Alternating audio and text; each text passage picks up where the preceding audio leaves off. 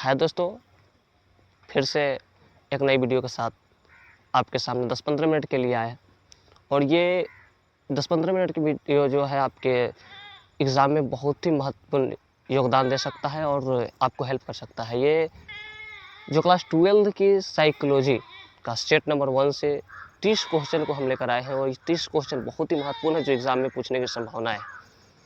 और ये चैलेंज है, अगर आप इस 30 क्वेश्चन में से अगर 20 क्वेश्चन की जवाब अगर दे देते हैं खुद, तो ये आप एग्ज़ाम में जो भी क्वेश्चन आएगा उसको आप डील कर सकते हैं, उसको आंसर दे सकते हैं, यानी आपको एग्ज़ाम में सफल होने के चांसेस है। तो ये जो मेरा सेशन रहेगा, ये सेशन पूरी चैलेंज पूर्ण रहेगा, यानी चैलेंज के साथ है। अगर आप 20 क्वेश्चन के जवाब देते हैं तो एग्ज़ाम में आपके जो ऑब्जेक्टिव आएगा वो सही होने की संभावना है ज़्यादा बढ़ जाएगी। तो ये बहुत ही महत्वपूर्ण और बहुत ही VBI मतलब सेट से चुन कर जो हर साल क्वेश्चन जिस तरह से पूछता है उस तरह से हमने इस क्वेश्चन को सेट किया और आपके सामने हम लेकर 10 से 15 मिनट तक के लिए आए हैं। और इसलिए आपसे मेरी गुजारिश है और मेरी निवेदन है कि आप वीडियो को अंत तक देखें, वीडियो के लास्ट तक बने रहे और पूरी वीडियो देखें और फिर आप अपने से क्वेश्चन का आंसर देकर बताएं कि आप कितने क्वेश्चन के आंसर दिए। तो आज का जो मेरा पहला क्वेश्चन है उससे पहले थोड़ी सारी मोटिवेट की तरफ चलेंगे। आज का जो मेरा फर्स्ट एक मोटिवेट कहानी की मंजिल ना मिले ये तो मुकद्दर की बात है, यानी मंजिल मिले ना मिले ये तो मुकद्दर की बात है, हम कोशिश भी ना करें ये तो गलत बात है। यानी जो मिलना है, मंजिल हमें मिले, हमें सफलता मिले या ना मिले वो तो किस्मत की बात है, और लेकिन अगर कोशिश ना करेंगे तो ये बहुत ही गलत बात होगा। क्योंकि अगर हर चीज़ अगर हम किस्मत के सवाल छोड़ दें कि हमारी किस्मत जो चाहेगा वही होगा और हम कोशिश ही न करें तो फिर हमारी किस्मत क्या चाहेगा। हमें कोशिश करना है और हमारी सफलता हमारी कोशिशों के पीछे छुपी हुई है। इसलिए हम उम्मीद करते हैं कि आप लोग बड़ी मेहनत के साथ कोशिश कीजिए और ज़्यादा हो सके तो तैयारी कीजिए और ऐसे क्वेश्चन की तरफ टाइम वेस्ट कीजिए जो क्वेश्चन एग्ज़ाम में पूछे, और ऐसे क्वेश्चन की तरफ ना बढ़े जो एग्ज़ाम में बहुत ही दिक्कत करे और वो क्वेश्चन पढ़े भी हो एग्ज़ाम में भी ना आए। तो इसी मोटिवेशन के साथ आज का हम सेशन का फर्स्ट क्वेश्चन के आज सेशन का शुरू करते हैं। और आज के सेशन का जो मेरा फर्स्ट क्वेश्चन है वो आपके स्क्रीन पे, और ये क्वेश्चन जो आपके स्क्रीन पे आए और ये बहुत ही महत्वपूर्ण यानी इम्पोर्टेंट एग्ज़ाम के पॉइंट ऑफ व्यू से बहुत ही ज़्यादा इम्पोर्टेंट है।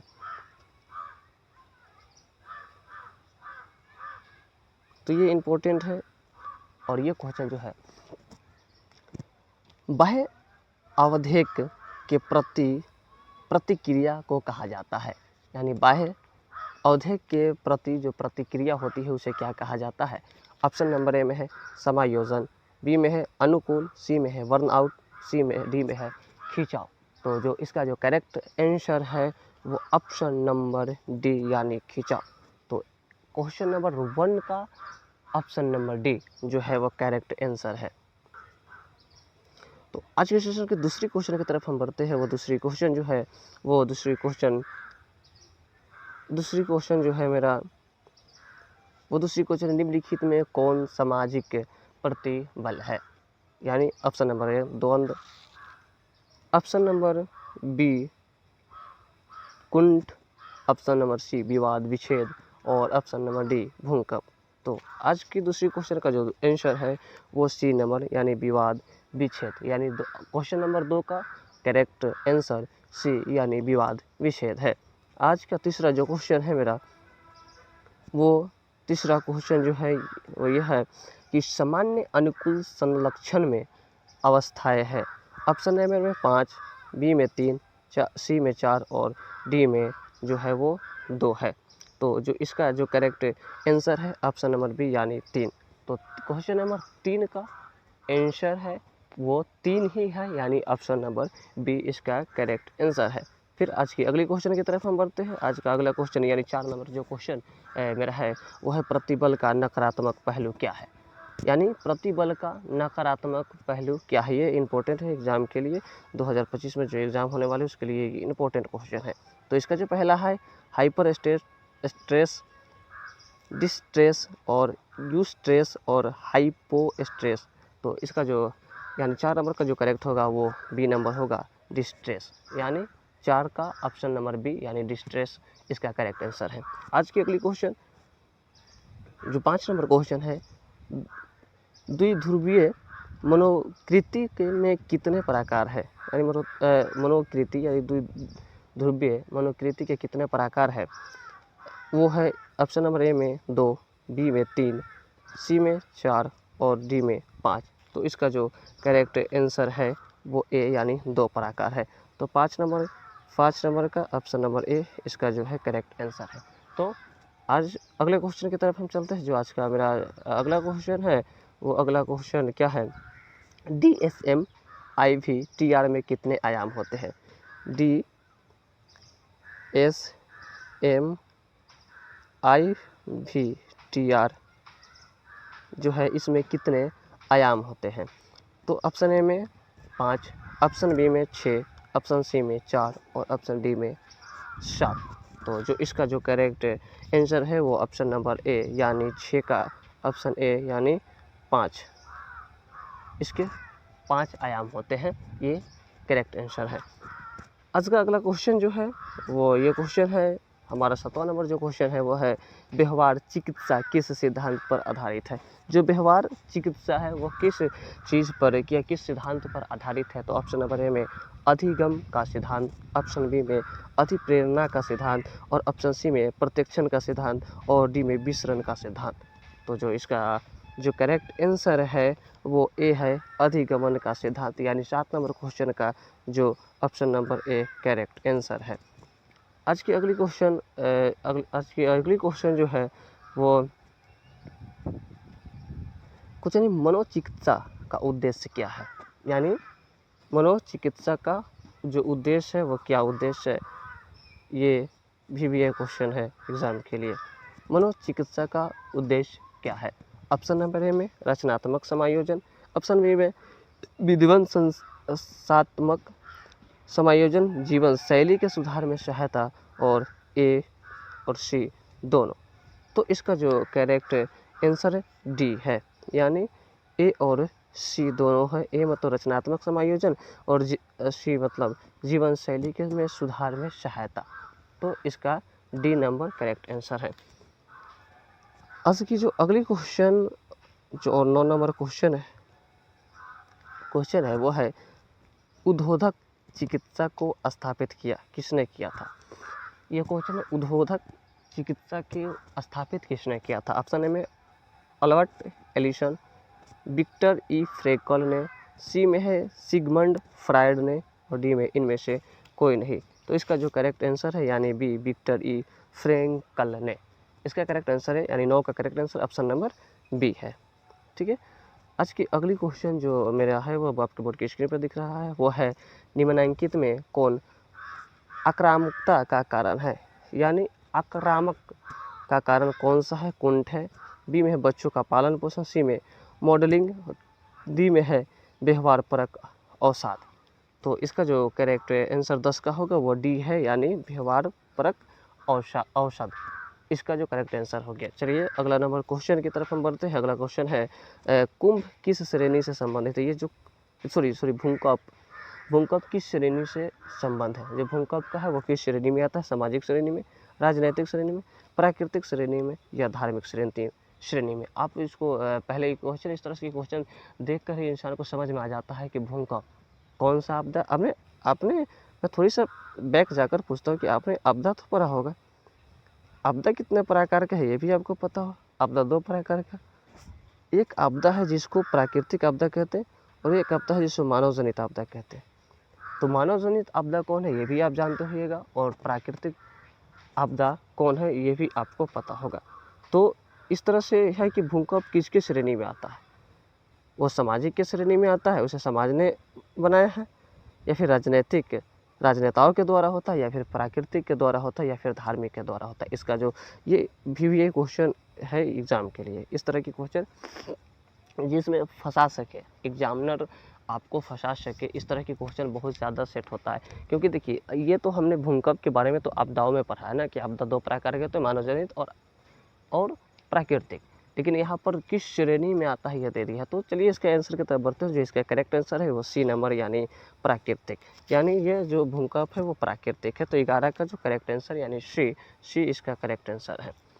चलिए आज की अगला क्वेश्चन है कि निम्नलिखित में प्राथमिक समूह का उदाहरण कौन है। सबसे पहले यानी सबसे फर्स्ट निम्न में से कौन प्राथमिक समूह का उदाहरण, यानी प्राथमिक समूह में कौन आते हैं? तो ऑप्शन ए में परिवार, सी में वर्ग, सी में खेल का मैदान, डी में इनमें से कोई नहीं। तो 12 का जो करेक्ट आंसर है, यानी सबसे पहले अगर प्राथमिक श्रेणी में आता है तो वो है परिवार, यानी ऑप्शन नंबर 12 के ऑप्शन ए करेक्ट आंसर हो गया। यानी 12 का जो है वो ऑप्शन नंबर 1 इसका करेक्ट आंसर हो गया। ठीक है, चलिए अगले क्वेश्चन की तरफ। आज का जो अगला मेरा क्वेश्चन है, यानी 13वां नंबर क्वेश्चन है, वो क्वेश्चन है कि किस समूह का वर्गीकरण प्राथमिक समूह तथा द्वितीय समूह में किया जाता है।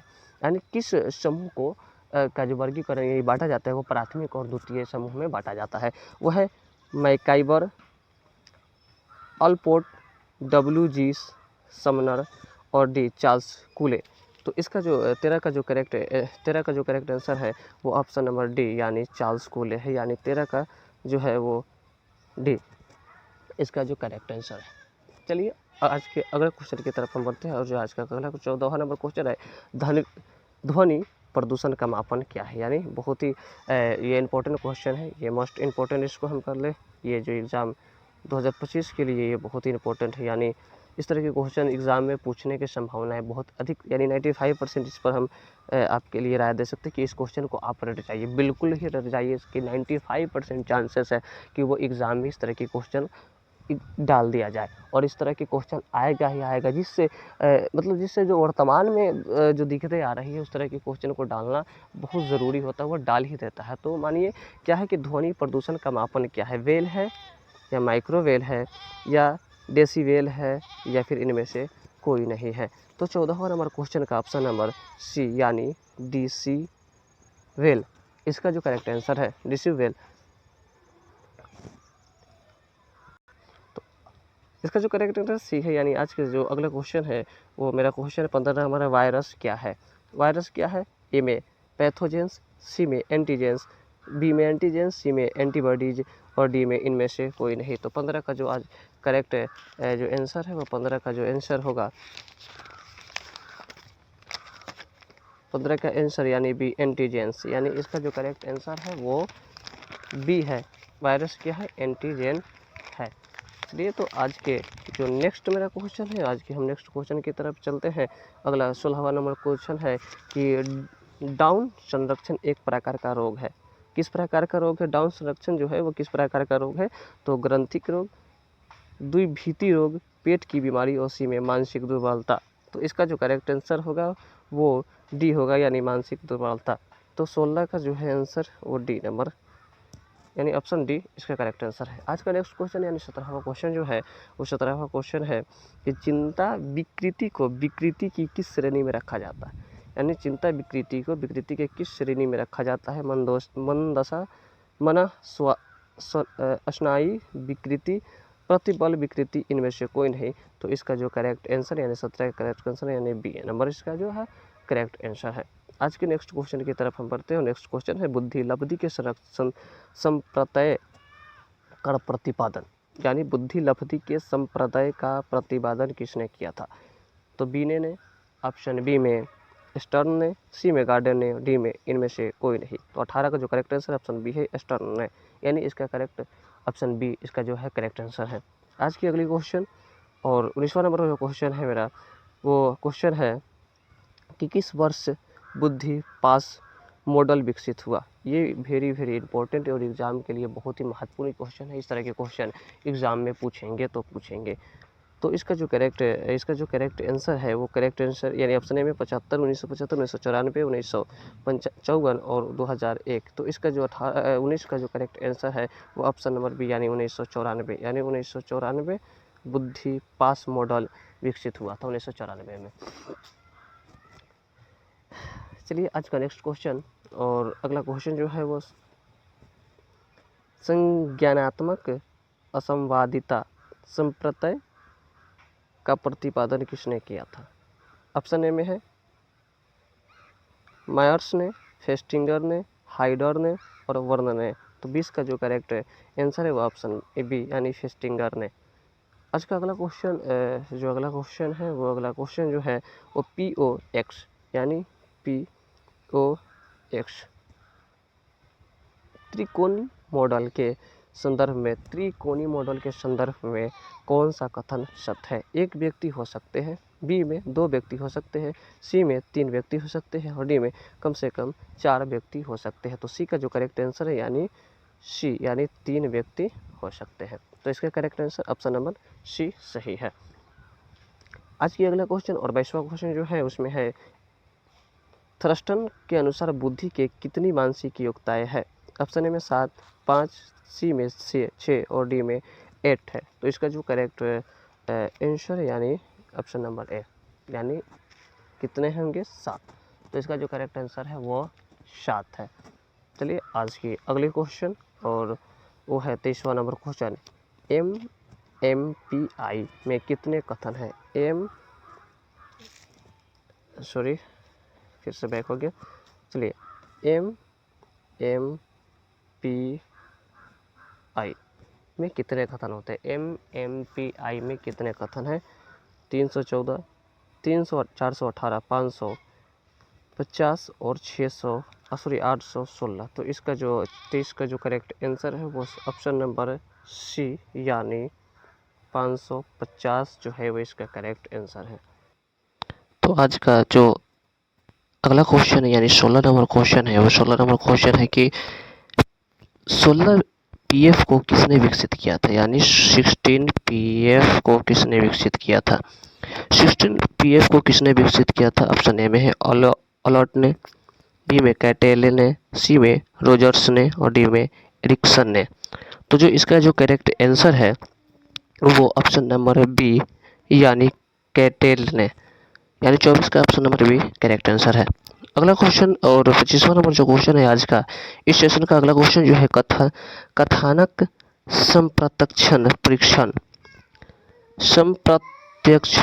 परीक्षण निर्माता कौन है? यानी कथानक संप्रत्यक्षण परीक्षण निर्माता कौन है? ऑप्शन ए में मार्गन एवं रोजोनविग, मर्वे एवं मार्गन, रोसार्क एवं मरे और इनमें से कोई नहीं। तो इसका जो करेक्ट आंसर है यानी ऑप्शन नंबर बी इसका जो है करेक्ट आंसर है। 25 का ऑप्शन बी करेक्ट आंसर है। अगला क्वेश्चन जो है वो है मानवतावादी उपागम के जनक कौन है? ये VBI मानवतावादी के उपागम कौन है? रोजर्स, इरिक फ्रोम, मार्शलो और इनमें से कोई नहीं। तो इसका जो करेक्ट आंसर यानी 26 का जो करेक्ट आंसर है ऑप्शन नंबर सी यानी मार्शलो इसका करेक्ट आंसर है। आज की अगली क्वेश्चन यानी 27वां नंबर जो क्वेश्चन है वो सामाजिक असुविधाओं कैसे उत्पन्न होती है? जो सामाजिक असुविधाएं है वो कैसे उत्पन्न होती है? ऑप्शन में भेदभाव से, बी में आक्रामकता से, सी में वंचन से और डी में इनमें से कोई नहीं। तो है जो सामाजिक में जो असुविधाएं, अशांति जो फैलता है वह कैसे फैलता है? भेदभाव से फैलता है, आक्रामकता से फैलता है या वंचन से बनता है या फिर इनमें से सभी से फैलता है? ये 2025 के एग्ज़ाम के लिए बहुत ही इम्पोर्टेंट है और ज़्यादातर इस तरह के क्वेश्चन एग्ज़ाम में पूछने की संभावनाएं बहुत अधिकतम रहती है। तो इसका जो है इनमें से सभी यानी भेदभाव से भी, यानी समाज में अगर भेदभाव होगा तो असुविधाएँ फैलेगी, अशांति होगी, आक्रामकता, अगर कोई गुस्सा में होगा तो खराब उत्पन्न हो सकते थे। इसलिए इसमें ये तीनों वंचन से भी, ये तीनों प्रकार की जो है वो तीनों से समाज में असुविधाएं उत्पन्न होती है। चलिए आज का जो नेक्स्ट क्वेश्चन, इस सेशन का जो नेक्स्ट क्वेश्चन है और 28वां नंबर क्वेश्चन है, परामर्श में संबंध होता है। परामर्श में संबंध होता है सामाजिक से, सहायता पारक से, वस्तुपूरक से और व्यक्तिपूरक से। तो इसका जो करेक्ट आंसर यानी बी नंबर सहायता पूरक से। तो ऑप्शन नंबर बी इसका जो करेक्ट आंसर। 29वां नंबर क्वेश्चन जो है 29वां नंबर क्वेश्चन का जो आंसर, निम्नलिखित में कौन सा परामर्श कौशल नहीं है? निम्नलिखित में कौन सा परामर्श कौशल नहीं है? ऑप्शन ए में तदनुभूति, प्रामाणिकता, स्वीकारात्मक सम्मान या सक्रिय सुनना। इसका जो correct answer option number D है, सक्रिय सुनना। अगले क्वेश्चन यानी 30 नंबर क्वेश्चन और अंतिम क्वेश्चन और आज की सेशन की सबसे अंतिम और लास्ट क्वेश्चन की तरफ बढ़ते हैं और ये बड़ी आखिरी क्वेश्चन है यानी 30 क्वेश्चन। मैंने टोटल आज 30 क्वेश्चन हुआ जिसमें से सभी VBI है। अगर आप इसमें से 20 प्रश्न के उत्तर देते हैं तो हम समझेंगे कि आप अच्छे से पढ़ाई किए हैं, वरना फिर आपको तैयारी करने की बहुत ज़रूरी है। तो आज की आखिरी क्वेश्चन है, जिन व्यक्तियों की वृद्धि लब्धि 90 से 100 के बीच होती है उन्हें क्या कहते हैं। ये बहुत ही मोस्ट इंपॉर्टेंट यानी भी क्वेश्चन है। ये क्वेश्चन एग्जाम में पूछने की संभावना है 95%। यानी क्या कह रहा है क्या कह रहा है क्वेश्चन। अब क्वेश्चन को एक बार मैंने यहाँ पर के क्लियर कर देते हैं। और चलिए क्वेश्चन क्या कह रहा है कि जिन व्यक्तियों की बुद्धि लब्धि 90 से यानी 100 यानी 90 से 100 के बीच में हो, यानी 95 हो, 92 हो, फिर 99 हो या 98, उसे क्या कहते हैं। ऑप्शन ए में है मंद बुद्धि, बी में है प्रतिभाशाली, सी में है मंद और डी में है औसत। तो इसका जो करेक्ट आंसर है वो correct answer option number D यानी औसत होती है। यानी जिसकी बुद्धि लब्धि 90 से 100 के बीच में होती है वो औसत बुद्धि लब्धि होता है उसका। तो ये हमारे जो 30 क्वेश्चन आज की रही बहुत ही महत्वपूर्ण, जो 2025 के बोर्ड 12th का एग्जाम होने वाला है, उसकी साइकोलॉजी चैप्टर सेट नंबर 1 से ये क्वेश्चन ले आए गए हैं और ये बहुत ही इंपॉर्टेंट है। तो और ये चैलेंज पूरा के सेशन है आपसे। अगर आप इसमें से 30 क्वेश्चन में से अगर 20 क्वेश्चन आपने किया है तो आप कमेंट में जरूर बताएं कि मैंने 20 क्वेश्चन किया। जिसने भी 20 क्वेश्चन किया वो एग्जाम में महत्वपूर्ण यानी सफल रहेगा, और जो नहीं किए वो भी सफल रहेंगे। लेकिन उनसे मेरी गुजारिश है, उनसे मेरी निवेदन है कि वो फिर से एक बार रिविजन कर ले। मिलते हैं नेक्स्ट वीडियो के साथ। धन्यवाद। तब तक ले आप अच्छे से तैयारी